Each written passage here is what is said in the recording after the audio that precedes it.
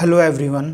आज के इस लेक्चर में हम लोग ये देखेंगे कि व्हाट इज़ एसोसिएट इंटरप्राइजेस। ठीक है, हम लोग ये पता करने की कोशिश करेंगे कि एसोसिएट इंटरप्राइजेस क्या होता है। हमने पुराने वीडियो में ट्रांसफ़र प्राइसिंग का कंसेप्ट समझ लिया था और हमने ये समझ लिया था कि ट्रांसफ़र प्राइसिंग जब भी आएगा तो वहाँ पर दो एलिमेंट को हमें सीखना पड़ेगा ही। वो एलिमेंट थे, एक एसोसिएट इंटरप्राइजेस और दूसरा था आर्म्स लेंथ प्राइस। इस वीडियो में हम समझेंगे कि एसोसिएट इंटरप्राइजेस मतलब क्या होता है। ठीक है, एसोसिएट इंटरप्राइजेस को हम आगे हमेशा AE बोलेंगे शॉर्टकट में। ठीक है, कभी भी मतलब जब हम लोग नेक्स्ट अभी आगे जब हम लोग क्वेश्चन सॉल्व करेंगे तो वहाँ पे हम एसोसिएट इंटरप्राइजेस नहीं बोलेंगे, हम वहाँ पे AE बोलेंगे। तो मैं अभी क्लियर कर दे रहा हूँ, नहीं तो फिर बाद में डिफरेंसेस आ सकते हैं। ठीक है, now what is associate enterprises. सबसे पहले ये समझना है एसोसिएट इंटरप्राइजेस मतलब क्या। एसोसिएट इंटरप्राइजेस मतलब एक कंपनी का किसी दूसरे कंपनी के साथ कोई रिलेशनशिप है। रिलेशनशिप मीन्स कैसा कि उस कंपनी के वो कंपनी कुछ सब्सिडरी है या उस कंपनी के साथ उस कंपनी का कोई ट्रांजैक्शन है, वो एक दूसरे से रिलेटेड है, तो वो उसी को हम लोग कहते हैं associate enterprises in simple word. Okay now but अब हम समझेंगे कि एसोसिएट इंटरप्राइजेस आखिर क्या होता है, उसका डेफिनेशन क्या, उसकी मीनिंग क्या है। तो एक्चुअली एसोसिएट इंटरप्राइजेस के मीनिंग में ना दो पॉइंट इंपॉर्टेंट है जिसको मैंने यहाँ पर प्रेजेंट करा है आपके सामने।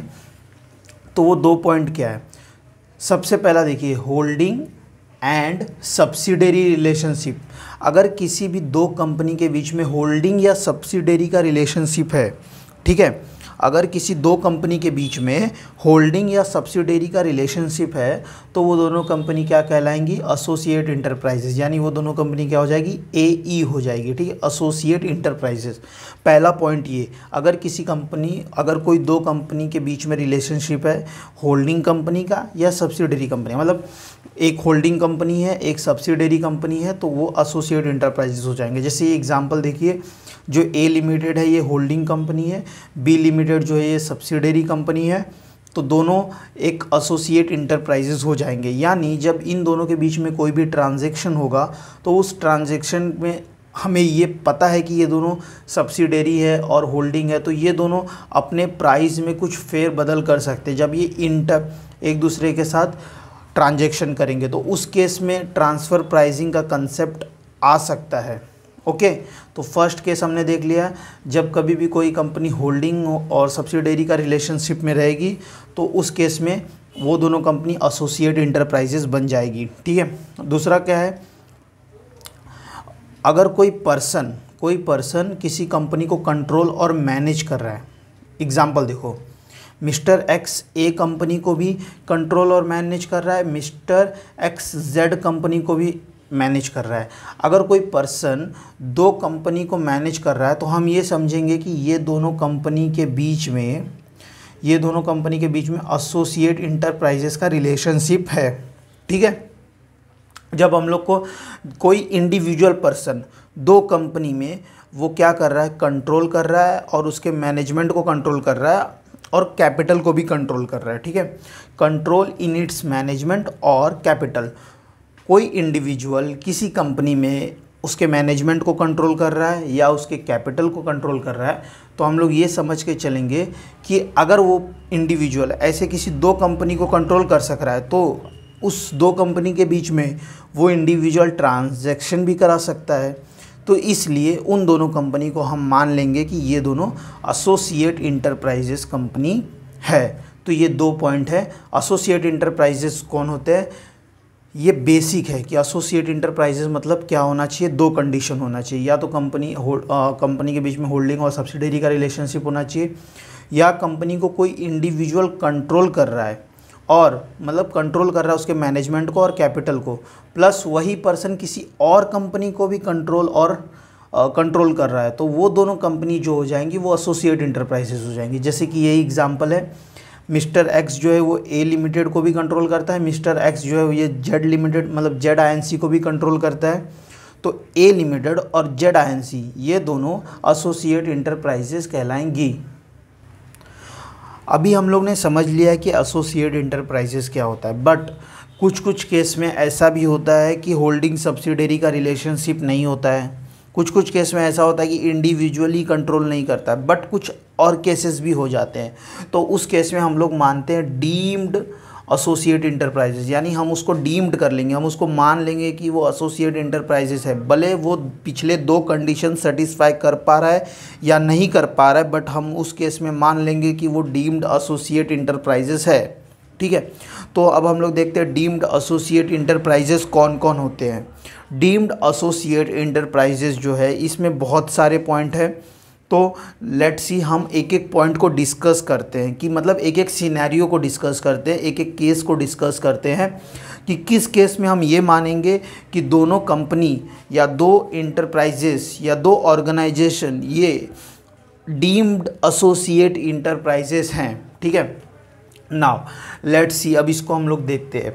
अब पहला एग्जांपल देखिए, बी लिमिटेड है और जेड लिमिटेड है। ठीक है, वन इंटरप्राइजेज होल्ड डायरेक्टली और indirectly holding not less than 26% of voting power. ठीक है, अगर कोई कंपनी किसी दूसरे कंपनी का शेयर्स होल्ड करती है, ठीक है, कौन सा, इक्विटी शेयर्स, कितना परसेंट, 26% और मोर, अगर वो कंपनी जैसे बी कंपनी जेड कंपनी का 26% और मोर इक्विटी शेयर होल्ड कर लेगा, तो बी लिमिटेड के पास 26% ऑफ वोटिंग पावर आ जाएगा। तो इस केस में हम ये मान लेंगे कि बी लिमिटेड और जेड लिमिटेड दोनों एई है, एई यानी एसोसिएट इंटरप्राइजेस। पहला केस क्लियर हुआ, पहला केस आई होप आपको क्लियर हो गया होगा कि फर्स्ट केस क्या है, अगर कोई एक कंपनी किसी दूसरे कंपनी में 26% और मोर, क्योंकि यहाँ पे क्या लिखा हुआ है, नॉट लेस देन 26%, तो 26% या उससे ज़्यादा अगर किसी कंपनी का इक्विटी शेयर आप होल्ड करते हो, तो उस केस में वो कंपनी और आप एसोसिएट इंटरप्राइजेस हो जाओगे। सेकंड केस क्या है, सेकंड केस को समझते हैं। अभी तो हम लोग ने फर्स्ट केस क्या देखा, फर्स्ट केस में हम लोग ने देखा कि कोई कंपनी किसी दूसरे कंपनी का 26% वोटिंग पावर से ज़्यादा होल्ड करे, और वोटिंग पावर मतलब इक्विटी शेयर होता है, यानी अगर कोई एक कंपनी दूसरे कंपनी का इक्विटी शेयर होल्ड करे 26% से ज़्यादा, तो दोनों ए हो जाएंगे। ये पहला केस था, बस इसी से रिलेटेड दूसरा है, बट दूसरे में क्या बोला है यहाँ पे, दूसरे में हमने बात करा है इंडिविजुअल का। अगर कोई इंडिविजुअल एक कंपनी में 26% और मोर इक्विटी शेयर होल्ड करता है, और दूसरे कंपनी उसके पास एक और ऐसी कंपनी है जिसका वो 26% और मोर शेयर होल्ड करता है, तो इस केस में हम लोग ये मान लेंगे कि ये दोनों जेड लिमिटेड और वाई लिमिटेड ये एसोसिएट इंटरप्राइजेस है। ठीक है, इस एग्जाम्पल को एक बार समझ लेते हैं कि ये कहना क्या चाहता है। ठीक है, ये नोट्स जो है ये मैं इंस्टाग्राम के पेज पे अपलोड कर दूंगा, तो वहाँ से आप देख सकते हो, और एक बार देख लोगे नोट्स को तो बहुत ही ईजिली तरीके से समझ में आ जाएगा, क्योंकि मैं नोट्स बहुत ईजीली बनाता हूँ, बहुत ईजी तरीके से बनाता हूँ, बहुत ईजी वे से बनाता हूँ, ताकि आपको समझ में आए। ठीक है, नाउ लेट्स सी, आगे देखते हैं क्या बोला है कि मिस्टर बी है, मिस्टर बी ने क्या करा है, जेड लिमिटेड का 26% इक्विटी शेयर होल्ड करा है। ठीक है, और मिस्टर वी ने वाई लिमिटेड का भी 26% शेयर होल्ड करा है, यानी मैं हूँ मैंने क्या करा, एक मेरी कंपनी है जेड लिमिटेड, उसका भी मैंने 26% से ज़्यादा इक्विटी शेयर होल्ड करा है, और एक मेरी दूसरी कंपनी है वाई लिमिटेड, उसका भी मैंने 26% से ज़्यादा होल्ड करा है। तो मेरे पास दोनों का कमांड है, मैं कभी आगे चाहूँगा तो मैं इन दोनों के बीच में ट्रांजेक्शन करा सकता हूँ कम प्राइस पे, क्योंकि दोनों में तो मेरा मतलब कंट्रोल है ना। अगर 26% से ज़्यादा इक्विटी शेयर है तो मैं डिसीजन मेकिंग में बहुत इंपॉर्टेंट रोल प्ले करूँगा। ओके, जब भी कुछ डिसीजन होगा, ओआर पास होगा, एसआर पास होगा, तो मैं एक इम्पॉर्टेंट रोल प्ले करूँगा, तो उस केस में मैं इन्फ्लुएंस कर सकता हूँ कंपनी के डिसीजन को। तो इसीलिए गवर्नमेंट ने क्या कहा कि हम ये मानेंगे जेड लिमिटेड और वाई लिमिटेड ये दोनों क्या है, एसोसिएट इंटरप्राइजेज है। अच्छा, एक बात और क्लियर कर लेना कि 26% और मोर इक्विटी शेयर होने चाहिए। ये डायरेक्टली और इनडायरेक्टली को ऐसे भी हो सकते हैं। मैं डायरेक्टली भी होल्ड कर सकता हूँ, या मेरा कोई, जैसे मेरे पापा हैं वो होल्ड कर रहे हैं, मेरी मम्मी है वो होल्ड कर रहे हैं, तो वो अल्टीमेटली मेरा ही कंसिडर होगा, ठीक है। तो डायरेक्टली और इनडायरेक्टली इसमें दोनों केस आ जाते हैं। नाउ थर्ड केस देखते हैं क्या कहता है, ठीक है। पॉइंट सी क्या कहता है, अभी इसको एग्जाम्पल से समझते हैं, क्योंकि जो दो था वो मैंने बता दिया इंपॉर्टेंट है। बाकी जो चीज़ें हम एग्जाम्पल से समझेंगे हमें याद रहेगा, क्योंकि अगर केस बेस कोई क्वेश्चन आ गया, ये ऐसे केस के बेस के ऊपर कोई क्वेश्चन आ गया तो वी कैन ईजिली सॉल्व। और अगर ऑनलाइन एग्ज़ाम होगा तो हम ईजिली मतलब MCQs क्लिक कर सकते हैं अपने दिमाग में और टिक कर सकते हैं। तो ये अब हम लोग जो है जो भी केसेस देखेंगे वो हम एग्जाम्पल के जैसे देखेंगे, ठीक है। नाउ इस एग्जाम्पल में देखो मैंने ना मतलब ऐसा नॉर्मल अपने डेली लाइफ वाली है, एक सैमसंग जो है प्राइवेट लिमिटेड है और एक जेरोक्स INC है, ठीक है। जेरोक्स INC क्या करता है, मैन्युफैक्चरिंग करता है डिस्प्ले। जेरोक्स INC क्या करता है, डिस्प्ले मैन्युफैक्चरिंग करता है। Production is wholly depend upon the patterns copyrights from Samsung private limited. जो जेरोक्स INC है ना, ये डिस्प्ले बनाता है, बट इसे डिस्प्ले बनाने नहीं आता है। ये टेक्नोलॉजी कहाँ से उठाता है, सैमसंग से उठाता है। तो ये जेरोक्स INC लिमिटेड क्या बोलता है, देखो हमारे पास ना बहुत बड़ा प्लांट है, हम जो है वो डिस्प्ले बनाते हैं और हम पहले से भी बना चुके हैं, तो हमें क्या करो, आप अपना पैटर्न दे दो, अपना कॉपीराइट दे दो, हम आपके लिए डिस्प्ले बनाएंगे, ठीक है। इसमें हमारा कुछ नहीं रहेगा, हम डिस्प्ले बनाएंगे, आपके लिए बनाएंगे, और अगर हम किसी और को भी बेचेंगे तो हम उसके ऊपर कुछ चार्जेस देंगे आपको पैटर्न्स कॉपीराइट्स का। तो देखो इस केस को समझने की कोशिश करो।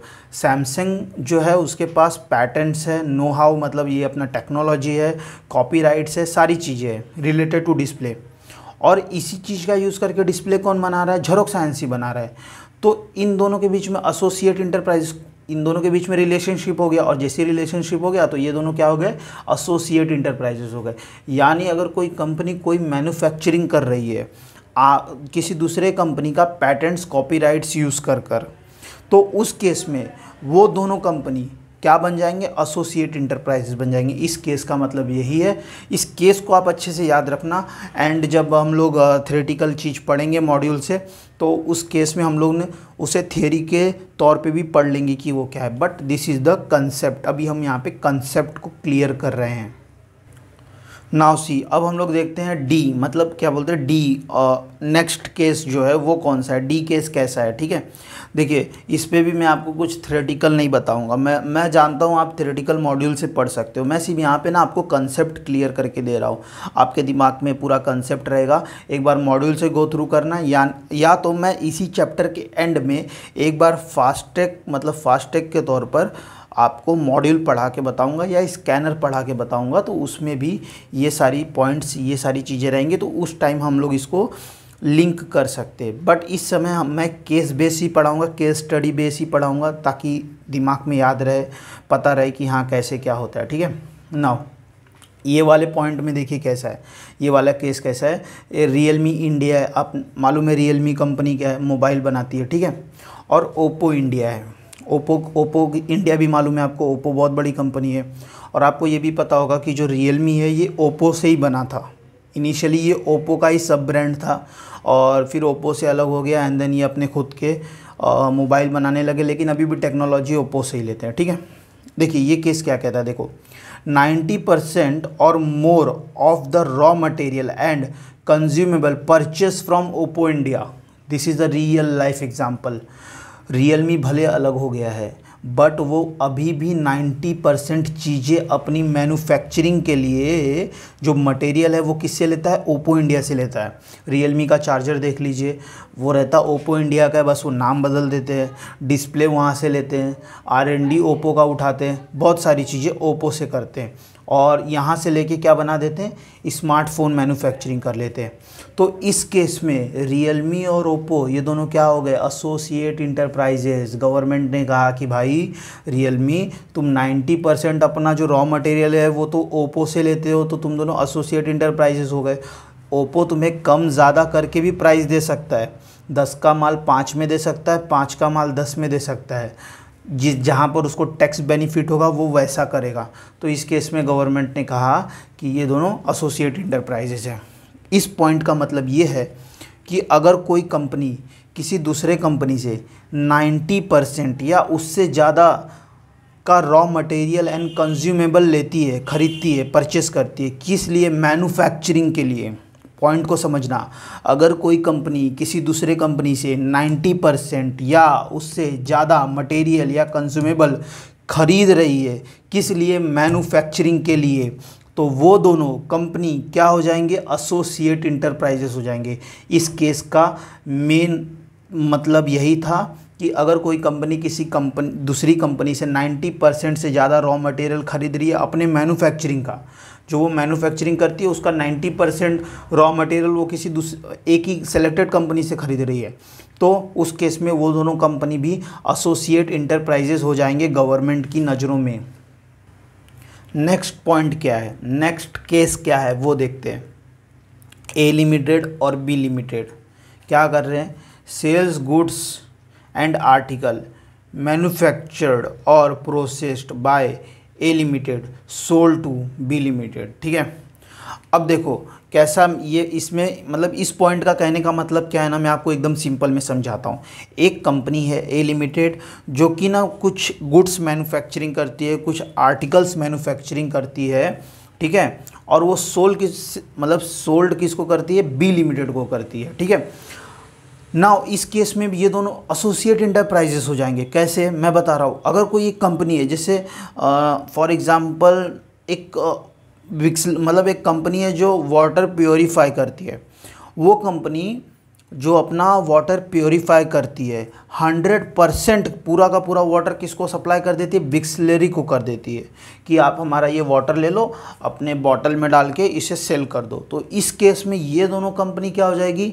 ये दोनों, उस केस में वो दोनों कंपनी हो जाएगी एसोसिएट इंटरप्राइजेस। मतलब देखो इस पॉइंट का कहना एकदम सिंपल है कि अगर कोई कंपनी कुछ मैन्युफैक्चरिंग कर रही है, ठीक है, और वो कंपनी किसी दूसरे कंपनी को वो अपना मैन्युफैक्चरिंग वाला पूरा गुड्स वुड्स बेच दे रही है, तो इसका मतलब कैसा है? वो दोनों कंपनी क्या हो जाएंगे? एसोसिएट इंटरप्राइजेस हो जाएंगे। नाउ नेक्स्ट पॉइंट क्या है, नेक्स्ट केस क्या है देख लेते हैं डीम्ड एसोसिएट इंटरप्राइजेस में, कि मिस्टर एक्स जो है और his relative are jointly control Z limited और वाई लिमिटेड। देखो ये पॉइंट हमने पहले एसोसिएट इंटरप्राइजेस में भी पढ़ लिया था कि कोई इंडिविजुअल है जो कंट्रोल करता है किसी एक कंपनी को और किसी दूसरी कंपनी को, तो वो दोनों कंपनी एसोसिएट इंटरप्राइजेस बन जाएंगी। ये सिंपल सा केस है, इसको ज़्यादा समझाऊंगा नहीं, देख लेते एक बार। मिस्टर एक्स जो है और उसके रिलेटिव और जॉइंटली, या तो रिलेटिव या मिस्टर एक्स या दोनों कंट्रोल कर रहे हैं जेड लिमिटेड को, वाई लिमिटेड को एक साथ, तो जेड लिमिटेड और वाई लिमिटेड क्या बन जाएंगे? एसोसिएट इंटरप्राइजेस बन जाएंगे। नाउ नेक्स्ट केस कैसा है? ये थोड़ा इंटरेस्टिंग है और इसको थोड़ा समझना पड़ेगा। ठीक है, देखो पहला क्या है, मैं जैसा समझा रहा हूँ वैसा समझो, एकदम सिंपल है। एक्स वाई जेड लिमिटेड ये एक कंपनी है controlled by Hindu undivided family. ठीक है, एक कंपनी है जिसको कौन कंट्रोल कर रहा है? HUF कंट्रोल कर रहा है। किसको?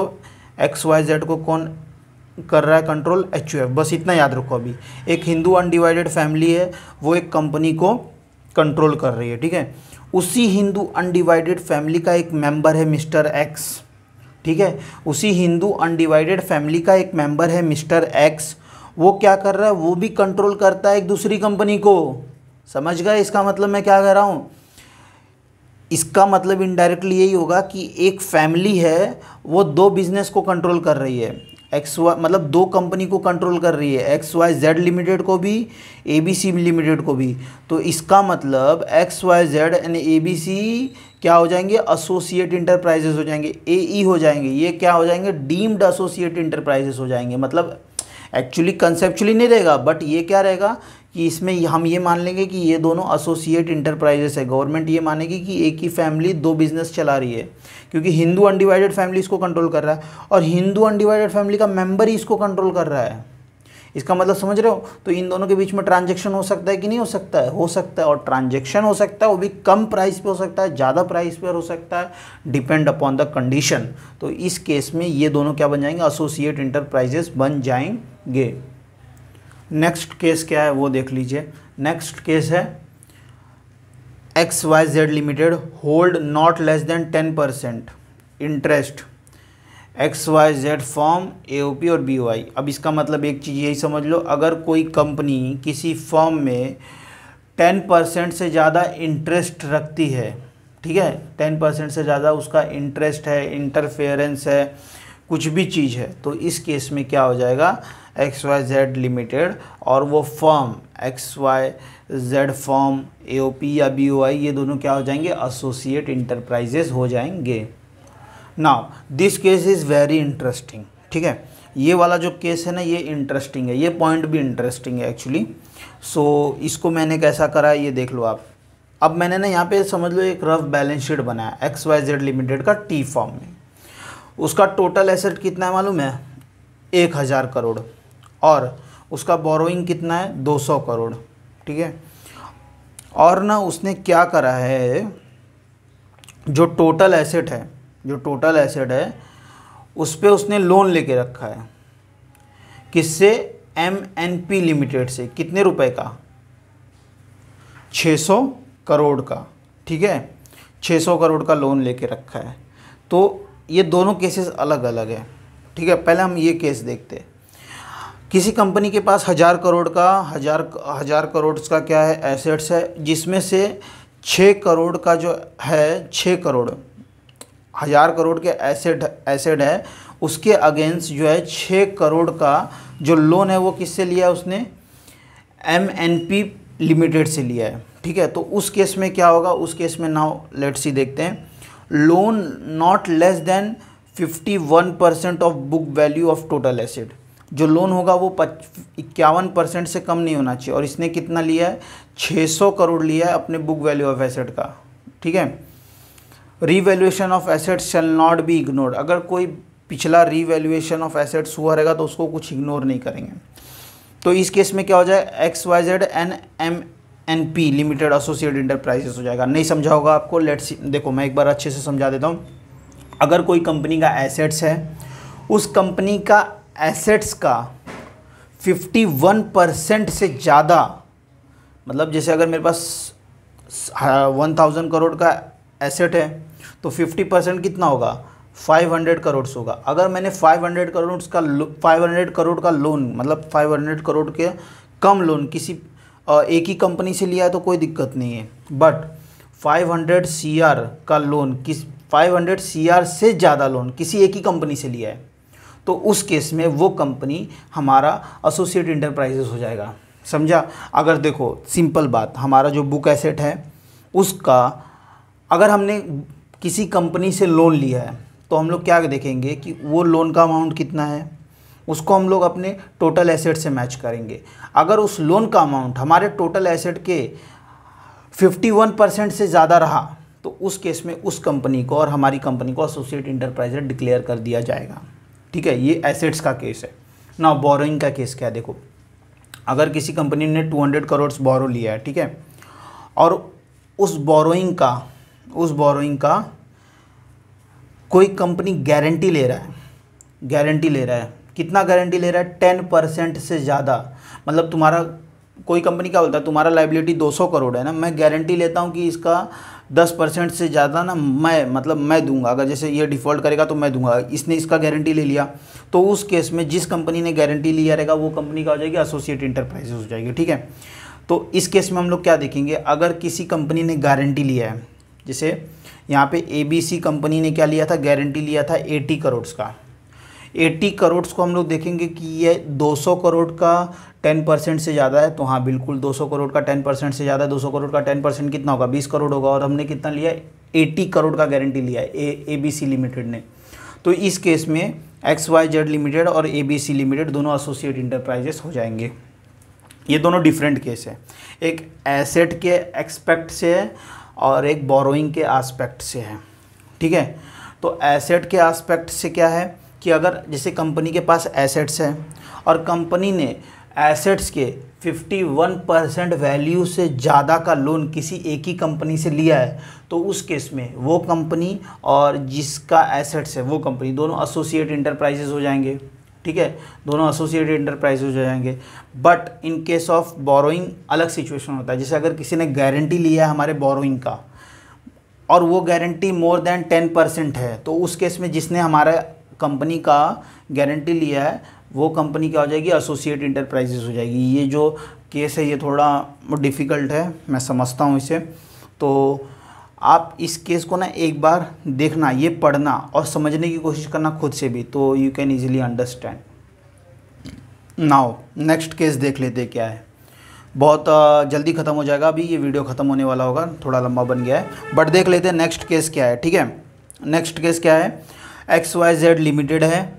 ये क्या है, XYZ लिमिटेड के पास ना पावर है, क्या है, XYZ लिमिटेड के पास पावर है कि वो PQR लिमिटेड में मोर देन 50% डायरेक्टर अपॉइंट कर सकती है, मोर देन 50% डायरेक्टर अपॉइंट कर सकती है। ठीक है, मतलब क्या क्या क्या कहने की कोशिश कर रहा हूँ मैं वो समझो। XYZ लिमिटेड PQR लिमिटेड में मोर देन 50% डायरेक्टर अपॉइंट करने का वो रखता है, पावर रखता है। अगर इसमें 10 डायरेक्टर है तो अगर XYZ लिमिटेड चाहे तो 5 डायरेक्टर वो रख सकता है।